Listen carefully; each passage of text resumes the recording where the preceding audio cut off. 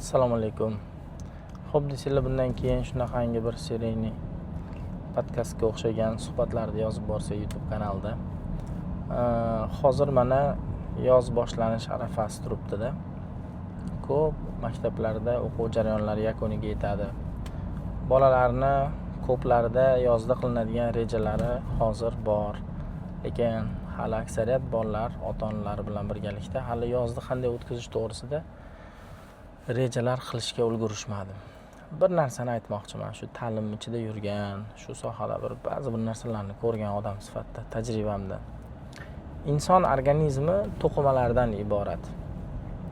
Bizning mushaklarimiz, muskullarimiz, qo'limizda, oyog'imizda, tanamizda va hattoki miyamizda ham to'qimalar mavjud. Eng qizig'i, bu to'qimalar ularga qanchalik ko'p ishlov bersangiz, shunchalik kuchayishini ko'rsatadi. Ya'ni masalan, zalga boramiz. Zalga borganda qo'limizga ishlasak, qo'limizning mushagi, muskuli o'sadi. Yelkamizga ishlasak, yelkamizga o'sadi. Xuddi shunday miyamizga ishlasak, miyamizning demak muskullari anchagina o'sadi, rivojlanadi, takomillashib boradi. Ya'ni bu qancha ishlatsa shuncha ko'p ochiladigan Xudoning bir bergan ne'mati-da. U naborot teskarisi emas, qancha ko'p ishlatsa uni charchatib qo'yadigan narsa emas. Faqat buni o'rni bilan to'g'ri ketma-ketlikda qilib, uni ham oziqlantirib, uni ham demak o'sha uyqusini, damini vaqtida berib borsak bo'ldi. Endi bir holat bor. Deylik, bir ish bilan shug'ullanishni boshlaysiz yoki bir kitob o'qishni boshlaysiz.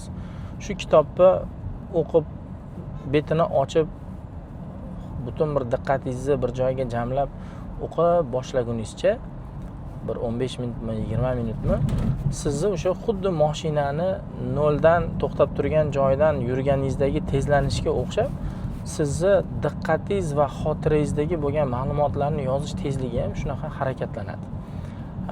Shu maza qilib kitob o'qib turgan joyingizda, deylik, mashina 70-80 tezlikda ketib turgan joyda kimdir telefon qiladigan, sizni bir chalg'itadigan omillar bo'ladigan bo'lsa, taq etib sizni e'tiboringiz kitobga to'xtaydi-da, nolga tushadi-da, mashina joyida to'xtaydi-da, ikkinchi bir narsaga diqqatingiz endi o'tadi. Siz telefonda gaplashib bo'lgandan keyin yana kitob o'qishni davom ettirishga tushar ekansiz, endi boyagi tezlikda davom eta olmaysiz. Endi siz tezlikni yana boshidan, yana noldan boshlaysiz.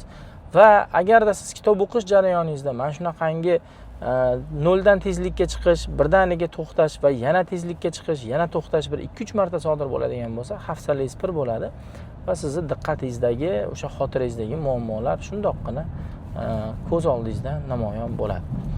Endi bu kichkina, qisqa muddatda sodir bo'ladigan jarayon. Xuddi shunday bola o'sha butun o'quv yili davomida endi adaptatsiyadan o'tib, mana odatda biz ko'ramiz, sentyabr oyi eng zo'r a'lochi bolada ham sentyabr oyi adaptatsiya periodi bo'ladi. Qanaqangi sinf bo'lishidan qat'iy nazar. U boshlang'ich sinf bo'ladimi, u o'rta sinfmi, u katta sinfmi, to o'sha maktab ruhiyati, o'qishni tempi, shu jarayonga tushib olishda o'ziga biz 1-1,5 oy vaqt yo'qotamiz-da. Shu oktyabr oyining o'rtalari, oxirlari, noyabr oyidan boshlab keyin bolalar tezlikka tushib ketadi, relsga tushib ketadi. Yoki bir 3-misolni aytaman. Mana abituriyentlar. Men o'zimni kecha bir o'rtog'imiz bilan o'tirdikda, abituriyentligimni esladim. Bizda endi tarixdan tayyorlanganman. Tarixdan, ona tilidan, ingliz tilidan tayyorlanganmiz. Tarixdan bizda o'sha 5-sinfdan 11-sinfgacha O'zbekiston tarixi, 5-sinfdan 11-sinfga 6 ta jahon tarixi, eng qizig'i buni eski O'zbekistoni va eski jahon tarixi, ya'ni eski yangisi bo'lardi. Biz 24 ta kitobni o'qishimiz kerak edi va o'sha meni o'rtacha kunlik nagruzkam shu 90-100 bet ma'lumotni tarix fanni o'zida miyada qabul qilishga ketardi-da. Ya'ni bu joyda nagruzka deymizmi, temp deymizmi, nihoyatda yuqori talab qilardi. Ertalab shu 5:30-6 dan boshlanadigan abituriyentlik hayoti kechqurun 9:30-10-11 gacha ba'zan demak dars qilish bilan o'tardi. Orada faqat shu yo'lda va ovqatlanishdagi pererivlar bor edi xolos. Ya'ni yuklama nihoyatda katta edi. Endi mana shu yuklamani tezligiga tushib olish uchun, abituriyentni tezligiga tushib olish uchun bizga kamida 3-4 oy vaqt ketardi. birdaniga bunaqa tezlikka, birdaniga bunaqa tempga kelib bo'lmaydi. Odam birdaniga depressiyaga tushib qoladi. Shu uchun bu tempga ketishni, tushib olishni o'ziga bizga taxminan 3-4 oy vaqt ketadi. Mana sizga hozir 3 ta misolda men sizga tempga tushib olishni zarurligini ochib berishga harakat qildim-da. O'sha kitobni o'qish boshlangandagi tezlikka chiqishingiz, e'tiboringiz chalg'iganda birdaniga 0 ga tushishingiz va yana mashinani tezlashtirishingiz, maktab jarayoni, sentyabr oy, oktyabr oyining adaptatsiya periodini aytdim. Yoki bo'lmasa mana yuqori yuklamada harakat qilish uchun abituriyentlarni demak 3-4 oy faqat tempni o'ziga tushishiga ketadigan vaqtni aytdim-da. Endi bu bilan nima demoqchiman? Mana yoz boshlanyapti. Bola endi ochilgan. Endi bir yaxshi tempga tushib olgan, miyasi ochilgan, qalbi ochilgan paytda biz bolani 3 oy shunday yo'liga tashab qo'yadigan bo'lsak, unga e'tibor bermaydigan bo'lsak, sentyabr oyida yana boshqatdan eski ma'lumotlarni qaytarishga vaqtimiz ketadi. Kuchimiz, energiyamiz, resursimiz ketadi. Mana shu joyda kecha bir qiziq suhbat bo'ldi. Yoz paytida o'sha kitoblarni, yodlash kerak bo'lgan suralarni va hokazo bir haligi yuklamalarni ota-onalar tomonidan berilgan.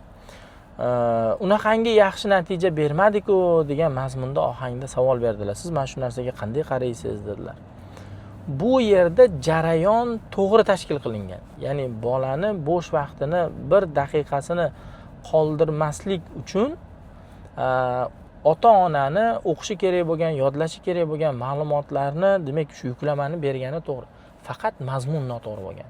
Mazmun noto'g'ri bo'lgan deganimning sababiki, ota-ona noto'g'ri, endi u pedagog emasdi, mutaxassis emasdi hamma ham.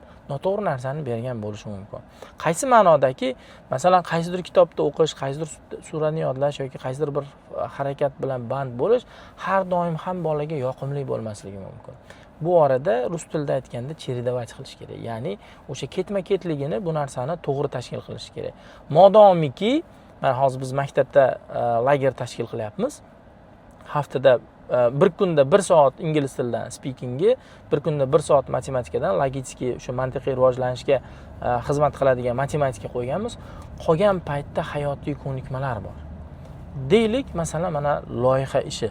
Sinflar ketma-ketligida bizni bolalarimiz haqiqiy loyiha ishi bilan shug'ullanishadi. Tadqiqot olib borishadi. Masalan, 7-8 sinflarimiz uchun biz ideal ta'lim tizimi loyihasini qilamiz. Bolalar guruhlarga bo'linib turib, bittasi Yevropani, Skandinaviya mamlakatlarini, Singapurni tahlil qiladigan bo'lsa, ikkinchisi Sharqni, shu Xitoyni, Yaponiyani va uchinchisi Markaziy Osiyoni ta'lim tizimini tahlil qiladi. Bunda ular tarixan o'rganishadi. O'sha tarixda qadimda qanday bo'lgan, madrasalar ko'rinishda bo'lganmi yoki Shaolin maktablari ko'rinishda bo'lganmi yoki umuman oldingi shu Montessori maktablari qanaqa tashkil qilingan Yevropada va ularning yutuqlari nimadan iborat bo'ldi? Ularni demak o'sha mag'lubiyatga uchrashiga sabab bo'lgan jihatlar nimalardan iborat bo'ldi? Bugungi qanaqa zamonaviy tendensiyalar bor, qanaqa imtihon turlari bor? Ularni qanaqa o'lchab boriladi? Qaysi metodikalar qo'llanyapti? Bolalar shunchaki internetdan qidiradigan yoki ChatGPTdan oladigan emas, haqiqiy tadqiqot bilan shug'ullanishadi. Eng qizig'i, buni ular mentorlari bilan birgalikda qilishadi. Mana shu holatda men o'ylaymanki, umumiy yoki bo'lmasa mana eng ideal sizning nazaringizdagi shahar konsepsiyasi.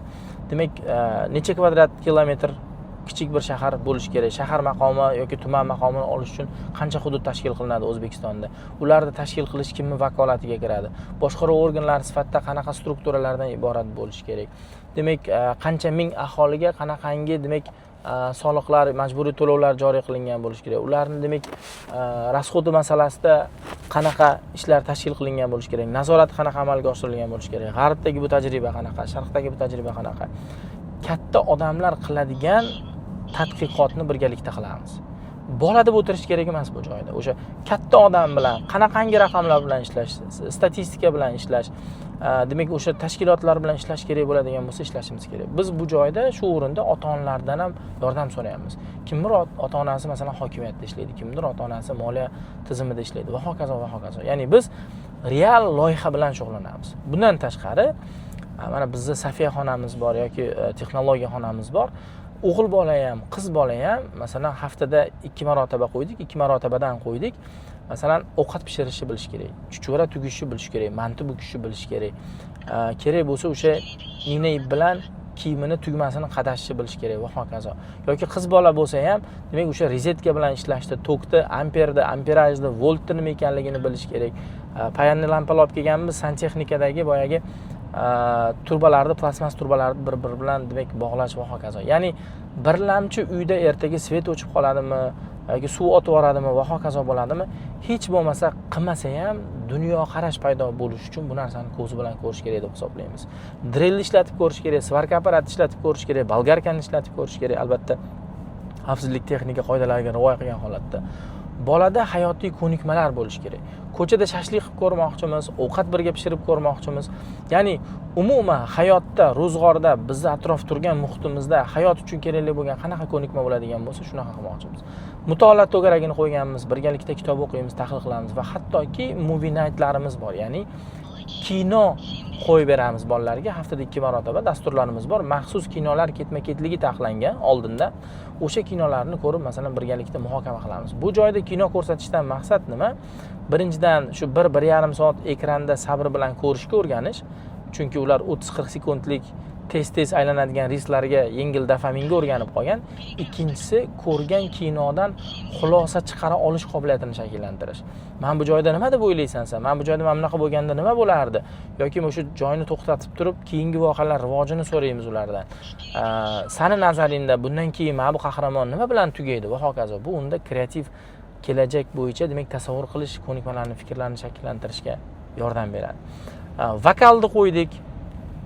Ovozini o'sha raspakovkasi deydi, demak o'sha ovozda tembrlarini moslashi va hokazo, nafas olish, o'pka bilan bog'liq bo'lgan raqs to'garaklarni qo'yapmiz.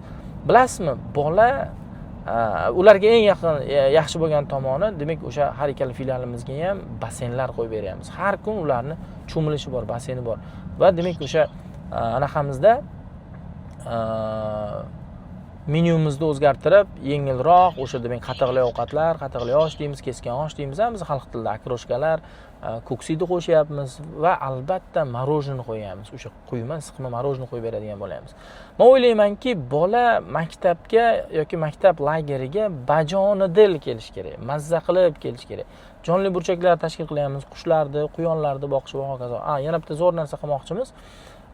O'sha anatomiya, zoologiya nuqtai nazaridan quyonni olib kelib operatsiya qilib ko'rsatmoqchimiz.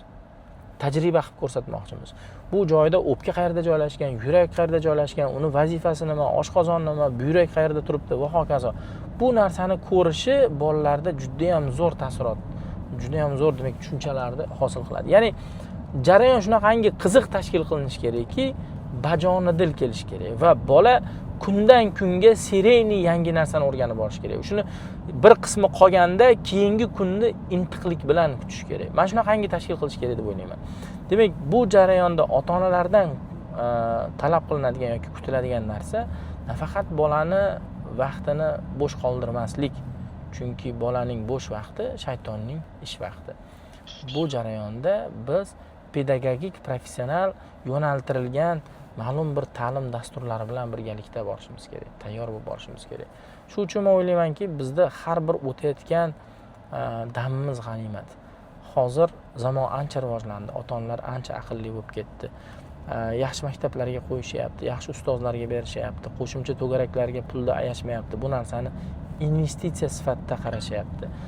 Va bizni yoshligimizdagi, bizni tengdoshlarimizdan bizni ustun tomonlarimiz qaysidir bir darajada foizda baland bo'lgan bo'lsa, bugun karrasiga iqtidorida, bilimida bir-biridan o'zib ketgan bolalar bor. Ya'ni qaysidir ma'noda bizni bolamiz kimdandir orqada qolyapti. Bu narsani biz to'g'ri qabul qilishimiz kerak, hazm qilishimiz kerak. Eng qizig'i buni qilsa bo'ladimi? Albatta qilsa bo'ladi. Shu uchun agar biz birgalashadigan bo'lsak, ota-onalar, pedagoglar jamoasi, bolani o'zi, uchalamiz mana shu uch burchak birgalashadigan bo'lsa, komil insonni tarbiyalashga albatta erishamiz. Salomat bo'linglar. Men o'ylaymanki, foydali bo'ldi. Yana izohlarni yozib keting. Yana nimalarni eshitishni, bilishni, qaysi mavzular haqida fikrimizni demak bilishni istagan bo'lardingiz. Bundan keyin mana shu YouTube'da mana shunaqangi ma'lumotlarni chiqarib borishga harakat qilaman. Salomat bo'linglar.